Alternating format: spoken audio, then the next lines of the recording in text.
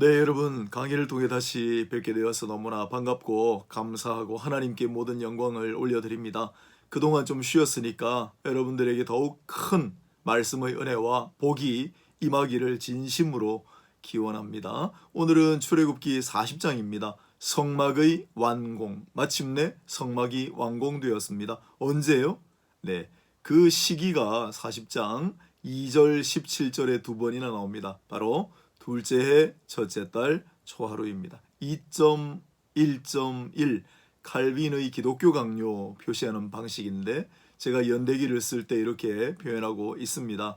자, 여러분 이스라엘 백성들이 애굽을 출발할 때는 언제였나요? 그게 바로 첫 달로 지정해 주신 6월절이 있는 달이었죠. 1월 15일에 애굽을 떠나 얼마 만에 시내산 시내광야에 도착했습니까? 석 달 만입니다. 어디에 나왔죠? 출애굽기 19장에 나왔죠. 20장에 10가지 계명을 받았다는 거 다시 한번 상기해 보시기 바랍니다. 자, 그런 다음 모세는 40일 플러스 40일 도합 80일 거의 석 달가량을 시내산에 올라가 하나님과 대면하였고요. 그래서 성막을 짓기 시작한 것은 아마 가을 무렵이 아니겠는가. 그래서 마침내 둘째 해 첫째 달 조하루에 성막을 완공하게 되는 것입니다. 그 이후에 어떤 일이 있었죠? 네, 두 번째 6월절이 다가왔죠. 두 번째 6월절 둘째 해 첫째 달 15일이라고 해둡시다. 그 내용이 어디 나오느냐면 여러분 민수기 9장에 나옵니다. 1월 15일 둘째 해 2.1.15. 그런 다음에 둘째 해 둘째 달 초하루 2.2.1. 그때 민수기 1장에 인구조사를 하게 되는 겁니다. 인구조사. 그런 다음 둘째 해 둘째 달 20일 2.2.20에 드디어 약속의 땅으로 출발을 합니다. 그게 민수기 10장에 있습니다. 10장. 네, 헷갈리시죠? 둘째 해 둘째 달 20일에 가나안 땅을 향하여 출발하는 이스라엘 백성들의 모습이 민수기 10장에 나오고 그 이후에 여러 가지 일들을 겪게 됩니다. 그런 다음 훌쩍 뛰어넘어서 민수기 20장에 가면 갑자기 첫째 달이라고 또 나옵니다. 그건 40년째 첫째 달 되겠습니다. 40년째 첫째 달. 그렇게 민수기 20장에 점핑해서 연대기가 이어지고요. 그 다음에 민수기 저 뒷부분에 가면 시내산을 떠나 이스라엘 백성들 여정을 그 이후에도 쭉 모아놓은 대목이 나오는데 거기에 40년째 5월 1일에 아론이 죽었다라고 할 때 그 40년째 5월 1일이라고 하는 연대기가 민수기에 나오는 것을 끝으로 바로 이 오경의 연대기는 대략적으로 이제 다 망라가 되어 있습니다. 아론이 사망한 것은 민수기 33장 38절입니다. 이렇게 이스라엘 백성들이 출애굽하고 그 다음 광야를 헤매다가 마침내 40년째 될 때 가나안 땅으로 들어간다. 이게 바로 오경의 연대기가 되겠습니다. 오늘은 그 중에 성막을 완공하는 둘째 해 첫째 달 첫날에 일어난 일을 우리가 이제 살펴보는 겁니다. 잘 아셨죠? 자, 그러면 이 성막 완공의 40장 내용을 우리가 몇 개의 카테고리로 한번 나누어 살펴보겠습니다. 첫 번째로 구조입니다. 이 40장 성막 완공편의 구조가 독특한데 처음 보는 구조는 아니고 앞에서 이미 보았던 구조입니다. 저는 이걸 나름대로 신령한 이중 구조다. 신령한 이중 구조다. 스피리추얼 더블 스트럭처라고 해볼까요? 신적인 이중 구조다. 이렇게 봅니다. 왜냐하면 앞부분에 성막과 관련된 여러 가지 기구들을 만들라고 명령하실 때 25장부터 이렇게 만들라 하셨다가 금송아지 사건, 그런 다음에 35장부터 실질적으로 이렇게 만들었다. 이렇게 이중 구조로 되어 있지 않았습니까? 기억나시죠? 그런데 40장을 보면 40장 2절 이하에 성막 짓는 그런 구체적인 장면이 나오는데 16절까지는 다시 한번 하나님께서 너는 성막을 이와 같이 세우라 명령하시는 대목이 나옵니다. 그 다음에 17절 이하부터 33절까지 그렇게 명령하신 대로 세웠다. 이렇게 이중구조로 되어 있습니다. 참 신묘하죠. 이렇게 이중구조로, 신적인 이중구조로 40장이 이루어져 있다라는 것을 머릿속에 그리고 보시면은 더 아마 유익하지 않을까 생각이 듭니다. 자, 그 다음에 두 번째로 이 40장의 특징을 제가 한번 찾아보았는데, 이 40장의 특징은 굉장히 드라마틱한 그런 구조로 이루어져 있다. 드라마틱한 얼개로 짜여져 있다. 무슨 뜻이냐면요, 특히 이 시청각의 이미지를 잘 활용하였다. 네, 우리 현대 모더니즘 모더니즘 계열 그런 걸 우리가 배운 적이 있습니다. 그게 바로 이미지, 심상을 잘 활용하는 기법이 현대적인 시, 현대적인 문예 사조다 그랬는데요. 저 푸른 해원을 향하여 흔드는 손수건, 푸른 해원, 또 흩어지는 푸른 종소리, 이런 거 있지 않습니까? 그런데 이 40장이야말로 그러한 시청각의 이미지를 정말 절묘하게 살린 장이다. 저는 그렇게 봅니다. 왜냐하면 앞부분에 35장, 36장부터 해서 39장까지는 주로 사용되는 단어가 만들다라는 단어예요. 아사, 뭘 행하다, 뭘 하다라는 단어인데요. 그런데 이 40장은 제일 먼저 40장 2절을 보시겠습니다. 너는 첫째 달 초하루에 성막곧 회막을 세우고라고 하는 이 단어가 우리가 잘 아는 쿰이라고 하는 단어예요. 달리다 쿰, 소녀야 일어나라 할 때 달리다가 소녀고 쿰이 일어나라는 말이에요. 이게 굉장히 많이 쓰이거든요. 쿰. 그런데 이 쿰이라는 말을 썼어요. 쿰. 그 다음에 3절을 보면 증거궤를 들여놓고, 이건 숨이란 말. 숨이란 말이 많이 나옵니다. 근데 이건 뭔가를 이렇게 좀 짜맞추다, 포장을 치다, 이럴 때 두루 쓰여요. 숨. 그 다음에 4절을 보면 상을 들여놓고, 이건 데리고 오다, 데리고 가다, 이런 단어인데요. 네. 그래서 앞부분에 어떻습니까, 여러분? 뭔가 공사가 지금 진행이 되는데, 지금 막 건물 같은 걸 올리는데, 이런 이야기가 이런 소리가 들리는 것 같지 않으십니까? 저만 그런가요? 네, 보니까 그렇게 돼 있는 거예요. 그 다음에 조금 이제 큰 것들, 예를 들면 5절을 보면 금향단을 증거궤 앞에 두고 이렇게 됐지 않았습니까? 이 향단은 나탄은 던지다, 어디에 두다 이런 단어인데, 이 나탄이라고 표현된 거는 이 향단뿐만 아니라 또 있죠. 번제단, 성소 밖으로 나가면 보이는 번제단, 그리고 성소와 그 번제단 사이에 있는 물두멍, 비교적 부피가 크고 큰 제단 같은 거, 그런 건 전부 나탄이에요. 나탄. 그래서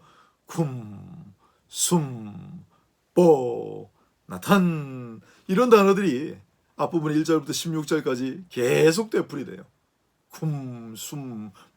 나탄. 그리고 17절부터 또 뒤에 33절까지는 말씀하신 대로, 명령하신 대로 나탄. 어떻습니까? 참 신기하지 않습니까? 또 하나, 그 뒷부분에 또 아주 중요한 내용으로 나오는 것이 기름을 부어라, 기름을 발라라. 기물들에는, 성소의 기물들에는 기름을 발라. 그리고 사람, 대제사장과 그의 아들들 제사장에게는 기름을 부어. 전부 같은 단어, 마샤라는 단어가 많이 나와요. 그래서 이 5가지 단어, 나탄, 마샤, 이게 지금 1절부터 33절까지 계속 울려 퍼져요. 정말 공사하고 있는 현장 같지 않습니까? 개별적으로 다 만들어 놓은 기물들, 모든 도구들을 이제 쿵쿵 세우고 받고 연결시키고 가지고 오고 또한 착착착 두고 나탄 기름을 바르고 마샤 성막 완공 장면입니다. 그리고 마지막 부분 제일 마지막에 40장 34절부터 38절까지는 여호와의 영광을 나타내는 구름이 회막 곧 성막에 가득하였다. 구름이 가득한 모습을 떠올려 보십시오. 시각적인 이미지 아닙니까? 그리고 그 위에 구름 기둥, 불 기둥이 쫙 서 있는 모습, 여호와의 영광이 가득한 모습, 완전히 시각적인 이미지. 그러니 청각적인 이미지와 시각적인 이미지, 구름이 가리는 이러한 아름다운 장면이 바로 성막 완공 부분이다라고 저는 생각합니다. 여러분들의 의견은 어떻습니까? 단순히 성막을 다 만들었다, 이런 무미건조한 보고문이 아니다라는 말이죠.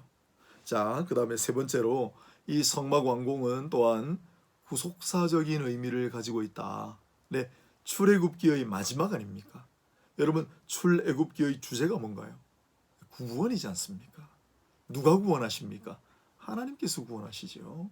하나님께서 구원하시죠. 그래서 하나님께서 구원하시는 그 구속사적인 의미가 몇 군데 있습니다. 특히 우리가 먼저 주목하는 것은 여호와께서 모세에게 명령하신 대로라고 하는 구절입니다. 우리 39장에서도 다루었는데 거기도 많이 나오니까. 그런데 여호와께서 모세에게 명령하신 대로 하였더라 였습니다. 거기는 오늘 우리 40장 16절에도 보면 여호와께서 모세에게 자기에게 명령하신 대로 다 행하였더라. 그런데 그 뒷부분에는 보면 17절 이하부터 보면 19절에 먼저 나옵니다. 여호와께서 모세에게 명령하신 대로 되니라. 여호와께서 모세에게 명령하신 대로 되니라. 이 구절이 7번 나옵니다. 완전수입니다. 즉 이 40장의 전체 내용의 핵심 주제가 뭐라는 겁니까? 여호와께서 명령하신 대로 하였고 여호와께서 명령하신 대로 되었다. 그걸 계속 반복하는 겁니다. 생각해 보면 제일 먼저 모세를 부르실 때 모세로 하여금 가서 이적을 보이라. 그래서 모세가 그대로 하였더니 명령하신 대로 되었더라. 그 앞부분에 나와요. 4장, 5장, 6장에 우리가 앞부분에 할 때 모세는 참 잘 믿지 못하고 나항변 어째서 나입니까? 왜 나를 부르십니까? 했지만 그러나 명령하신 대로 했단 말이죠. 한 번씩 그때 명령하신 대로 되었어요. 그게 간헐적인 역사가 이제 마지막 부분에 집중적으로 여호와께서 명령하신 대로 되니라. 여기에 여호와께서 명령하신 대로라는 말이 명령하다는 차바라는 단어의 차바. 그런데 여호와 아도나이, 여호와 차바 여호와. 여러분 만군의 여호와라는 말을 잘 아십니다. 만군의 여호와께서 말씀하셨느니라. 만군의 여호와 열심히 일을 이루시리라. 만군의 여호와. 그게 여호와 체바오트라고 하거든요. 그게 차바라고 하는 동사에서 왔습니다. 차바는 명령하답니다. 여호와 체바오트는 만군의 여호와라고 번역을 했지만 명령하시는 하나님이에요. 왜냐하면 군대의 수장으로, 군대의 주인으로, 군대의 최고 통수권자는 군령권을 가집니다. 명령할 수 있는 권, 또 조직할 수 있는 군정권을 가진다. 그렇게 우리 대한민국 헌법상 이야기해요. 군조직 그리고 군령을 가지고 명령하는 그런 권한을 가지고 있다. 그래서 여호와 체바오트가 만군의 여호와 되는 건 사실 잘 번역한 거예요. 명령하시는 하나님이에요. 명령하신 대로 되었다요. 이게 출애굽기 마지막을 장식하고 있다는 거예요. 자, 그 다음에 구속사적인 의미를 지금 다루고 있는데 여호와께서 명령하신 대로, 그리고 또 하나는 기름을 부으신다. 여기서 마샤라는 단어라고 그랬는데 여러분 잘 아시는 메시아라는 말, 신약으로 번역한 게 그리스도지 않습니까? 메시아라는 말이 바로 여기서 파생했는데 그게 창세기에도 조금씩 나왔지만 야곱이 돌기둥에 기름을 부었다 있었지 않습니까? 그런데 바로 이 출애굽기 40장에 집중적으로 그리고 레위기로 넘어갑니다. 바로 이 기름 부음 메시아를 어원상으로 희미하게 계시하고 있고, 또한 오늘 본문에도 나옵니다마는 15절에 영원한 제사장, 대제사장이 나옵니다. 아론, 그의 아들들 제사장인데 영원한 제사장이 되게 하리라. 영원한 제사장이 되리라. 여러분, 아론 계열의 제사장이 영원한 제사장이 되었습니까? 아니지 않습니까? 중간에 끊기고 지금은 뭐 성전도 사라졌고요. 그렇다면 이 영원한 제사장은, 영원한 대제사장은 결국 영원한 제사장이 되리라. 영원한 제사장은 뭘 가리킬 것인가? 그건 메시아일 수밖에 없다. 그리스도일 수밖에 없다라는 걸 먼 계시의 빛으로, 아직은 이 계시의 빛이 환하게 밝혀지지 않았기 때문에 아직은 다 모르는 상태예요. 희미합니다마는 메시아, 그리고 영원한 대제사장, 그리고 군령을 가지고 계시는, 예? 그가 명령하면 물결과 또한 바람도 잔잔해지고, 그가 명령하면 귀신도 쫓겨나가고, 그가 명령하면 메시아, 그리스도 주님, 그걸 희미하게 계시하고 있는 구속사적인 의미를 가지고 있다. 이렇게 말씀드릴 수가 있겠습니다. 다음에 한 네 번째 정도 보면 역시 이 40장 마무리를 우리가 봐야 될 텐데, 40장 마지막 부분의 결말, 여러분 궁금하지 않으세요? 예, 출애굽기 40장 긴 대장정의 결말은 무엇일까요? 바로 한마디로 말씀드리면 여호와의 영광입니다. 창세기의 마지막 주제는 뭐였습니까? 창세기 50장 그 대서사시의 주제는 한마디로 뭐라고 하면 좋을까요? 하나님의 주권입니다. 요셉이 고백하지 않습니까? 나를 이리로 먼저 보내신 것은 하나님이시다. 형들이 나를 죽이려고 이리로 보낸 것 같지만 기실은 나를 먼저 보내신 것은 하나님이시다. 내가 여기 온 것은 형들에 의해서 목숨을 잃을 뻔한 일이 아니라 많은 사람들의 생명을 살리고자 하나님께서 미리 예정하십니다. 하나님의 주권입니다.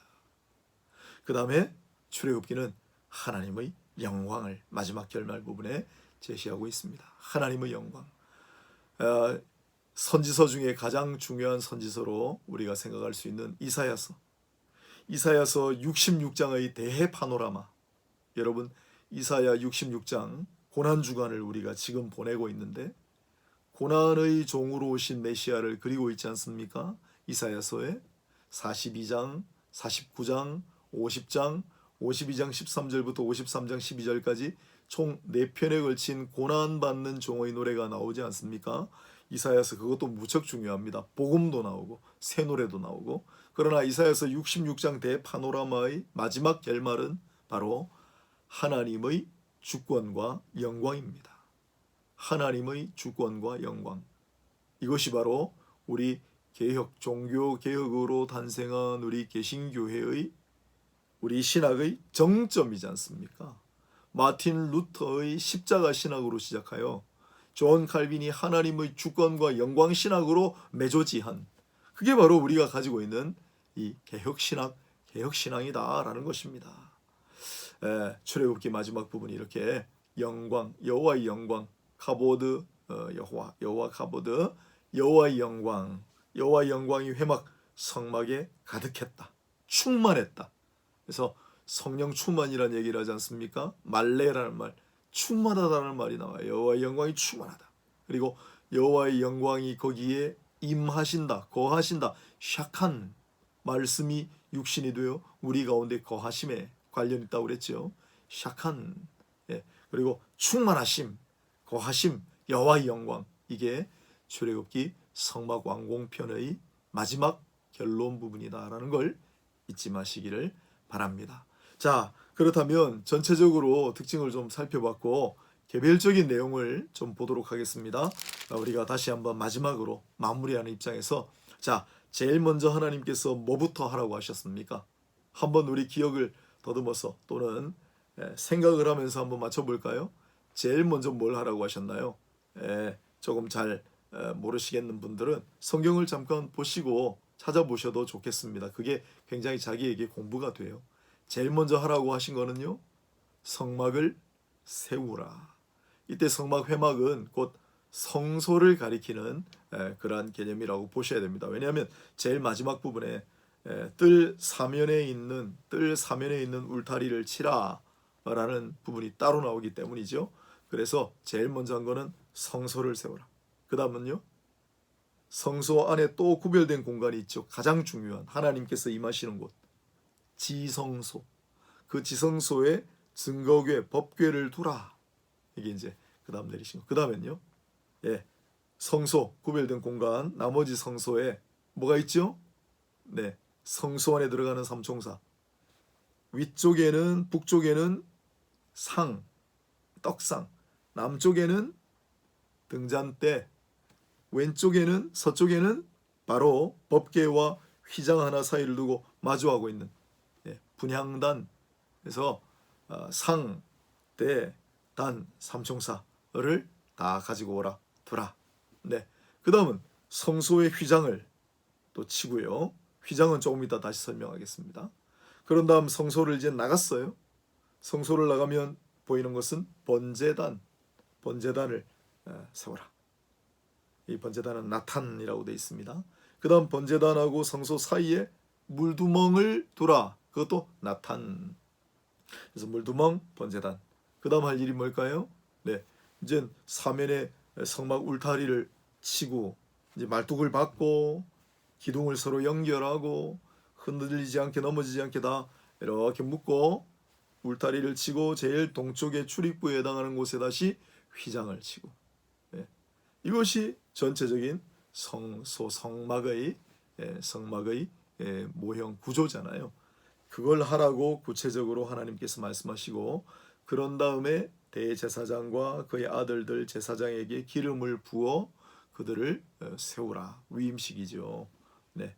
그래서 그 제사장 위임식과 관련되는 부분은 출애굽기에 나오지 않고 레위기에 나옵니다.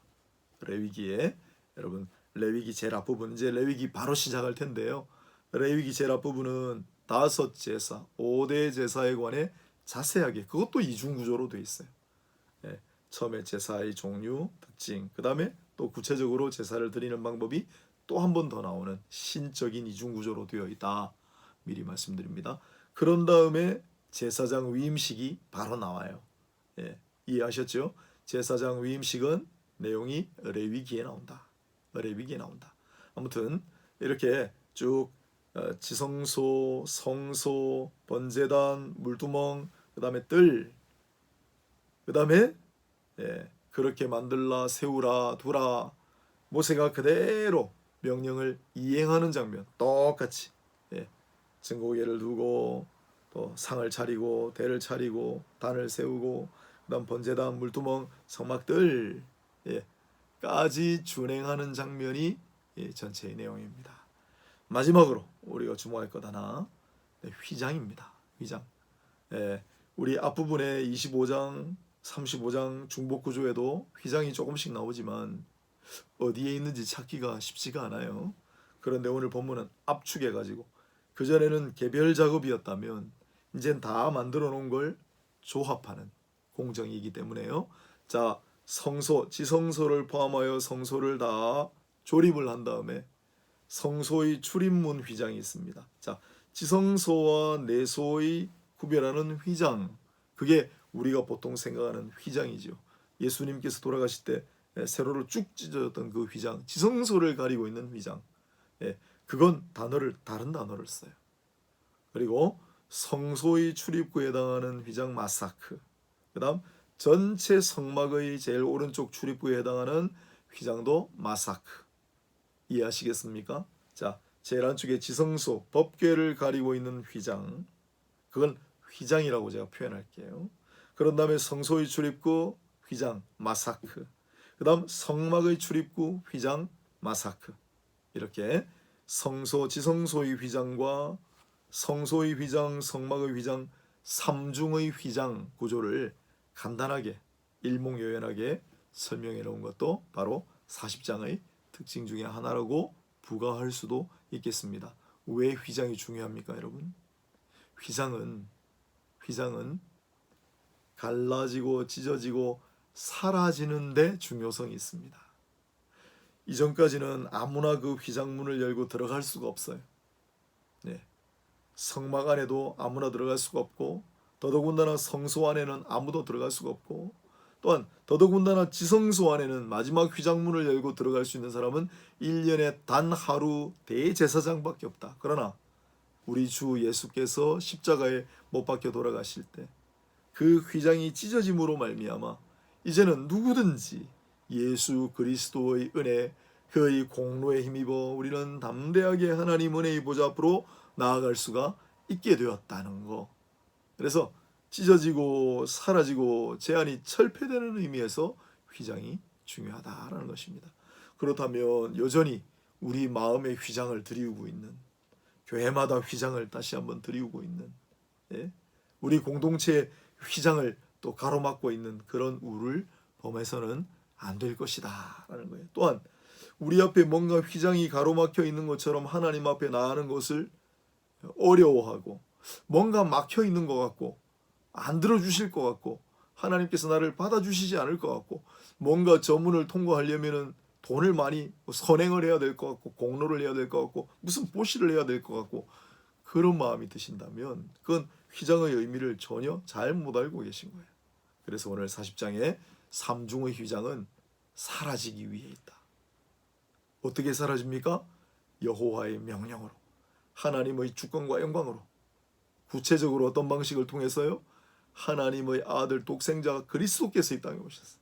그가 친히 자신의 몸을 희생제물로 대제사장이 되셨어. 그래서 마침내 휘장이 사라지고 우리는 살아계신 하나님 앞으로 담대하게 나아갈 수가 있게 되는 것입니다. 자, 우리 출애굽기 40장 1절부터 해서 38절까지 전체적인 내용을 한번 살펴보았습니다. 요약을 해볼까요? 우리 제일 앞부분에 연대기를 다루었습니다. 연대기는 출애굽기 해서 민수기까지 1년 15일 6월절부터 해가지고 40년 5월 1일 아론이 죽는 장면까지 기록이 돼 있다고 그랬죠. 그 이외에도 물론 뭐 계속 진전이 됩니다만 구체적인 숫자는 이제 연대기 관련해서는 더 나오지는 않습니다. 연대기. 그다음 이 40장의 구조가 신적인 이중 구조다. 그다음 드라마틱한 그런 얼개로 짜여져 있어서 청각과 시각의 절묘한 이미지. 마치 아름다운 한 편의 화폭을 보는 것 같기도 하고 마치 공사 현장에 와 있는 것 같은 쿵, 둠, 봉, 나탄 이런 무슨 소리가 들리는 것 같은 그런 느낌을 갖는 생생한 장이 바로 출애굽기 40장이다라는 거예요. 그 다음에 구속사적인 의미, 하나님의 명령하시는 하나님 여호와, 만군의 여호와, 그리고 메시아, 기름 부음, 그런 것들을 우리가 여기서 조금 알 수가 있다. 그런 다음에 우리 개혁교회 하나님의 주권과 영광 신학이 결국 창세기 마지막과 출애굽기 마지막을 장식하고 있다라는 사실을 끝으로 정리를 하겠습니다. 자, 40장 출애굽기 올 때까지 쭉 오다가 중간에 이제 한두 주 정도 조금 쉼을 가졌습니다. 여러 가지 사정으로 송구하고 죄송스럽게 생각하고요. 자, 오늘로써 출애굽기 강의의 대장정은 여기서 마치도록 하겠습니다. 그동안 시청해 주셔서 함께 해 주셔서 너무나 감사하고요. 이제 바로 레위기 강의를 이어서 하도록 하겠습니다. 레위기, 최근에 레위기가 굉장히 각광받고 있습니다. 오늘도 제가 서점에 갔다 왔는데요. 레위기 관련된 아주 재미있고 눈으로 보는 레위기, 김경열 교수님이 또 책을 한 권 새로 내셨더군요. 이전에 낸 거는 그분이 레위기로 박사하고 오신 분인데 이전에 낸 거는 조금 딱딱한 신학서라면 이번에 낸 건 일반인들을 대상으로 아주 레위기를 재미있게 읽을 수 있는 책을 이번에 출간을 하셨더군요. 또 레위기 최근에 또 김근주라고 하는 또 박사님도 레위기를 출간하셨습니다. 왜 이렇게 레위기가 지금 레위기가 왜 이렇게 요새 갑자기 붐을 일으키죠? 다 하나님의 뜻이 있겠죠. 그런 마음을 가지고 요즘 한참 뜨거운 이슈가 되고 있는 이 레위기를 다음 시간부터 우리 설레는 마음으로 하나님의 은혜를 구하는 마음으로 함께 해보도록 하겠습니다. 여러분 조금 늦었다고 또 책망하지 아니하시고 저랑 함께 또 말씀의 산책을, 말씀의 여정을 떠나실 거죠? 마지막으로 한마디.